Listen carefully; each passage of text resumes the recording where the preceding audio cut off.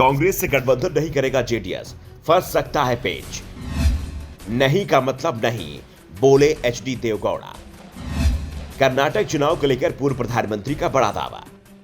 कर्नाटक में विधानसभा चुनाव चल रहा है और जो भी चुनावी सर्वे आ रहे हैं वो बता रहे हैं कि कर्नाटक में किसी भी दल की सरकार बनती नहीं दिख रही है। और अगर ऐसा होता है तो फिर कांग्रेस के लिए चिंता की बात हो सकती है, क्योंकि संकेत साफ है, अगर कांग्रेस को बहुमत नहीं मिला तो उसे विपक्ष में बैठना होगा। हंग असेंबली की सूरत में इस बार जेडीएस उसके साथ नहीं आएगी।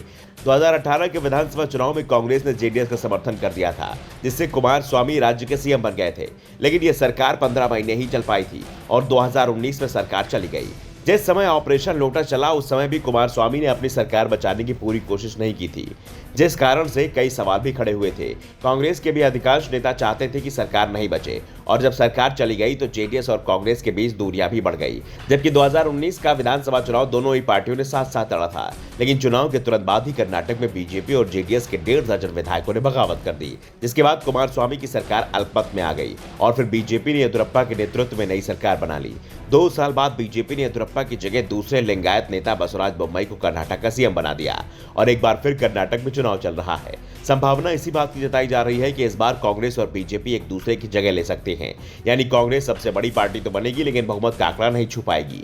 वहीं बीजेपी दूसरे स्थान पर आ सकती है। ऐसे में जेडीएस किंग मेकर की भूमिका में दिखाई देगी। ऐसे में सवाल उठ रहे हैं कि 10 मई के बाद जेडीएस किसके साथ जाएगी। इसे लेकर जेडीएस के संरक्षक और पूर्व पीएम एचडी देवगौड़ा की ओर से साफ ऐलान कर दिया गया है कि वो कांग्रेस के साथ नहीं जाएंगे। देवगौड़ा ने कहा कि उन्होंने डीके शिव कुमार से कोई बातचीत नहीं की है। कांग्रेस और जेडीएस के बीच गठबंधन की कोई संभावना ही नहीं है, इसलिए बेवजह अपना सिर खुजलाने की कोशिश न करें। नहीं मतलब नहीं होता है, यानी नो मीन्स नो। दूसरी ओर कांग्रेस की ओर से सीएम पद के सबसे बड़े दावेदार सिद्धारमैया को भी इस बात का एहसास है कि अगर पार्टी को पूर्ण बहुमत नहीं मिला तो फिर वो सीएम नहीं बन पाएंगे, क्योंकि जेडीएस किसी भी कीमत पर उन्हें सीएम के रूप में स्वीकार नहीं करेगा। सिद्धारमैया पहले जेडीएस में ही थे, लेकिन बाद में कुमारस्वामी के साथ उनके मतभेद हो गए और सिद्धारमैया ने कांग्रेस पार्टी ज्वाइन कर ली। इससे साफ है कि अगर कांग्रेस और जेडीएस के बीच चुनाव के बाद किसी तरह गठबंधन होता भी है तो भी सिद्धारमैया सीएम नहीं होंगे। सिद्धारमैया पहले ही साफ कर चुके हैं कि ये चुनाव उनके चुनावी राजनीति का अंतिम चुनाव है। देवगौड़ा को सिर्फ सिद्धारमैया से चिंता नहीं है, उनकी चिंता कांग्रेस अध्यक्ष डीके शिव कुमार से भी है। देवगौड़ा और शिव कुमार दोनों ही वक्कालिगा समुदाय से आते हैं, जो राज्य की कुल आबादी का 14% है।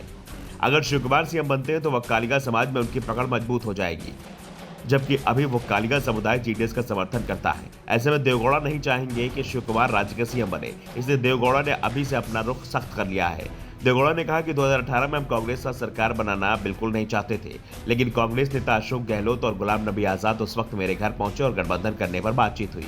आखिर में दोनों पार्टियों के बीच बात बन गई और प्रदेश में हमारी सरकार बनी।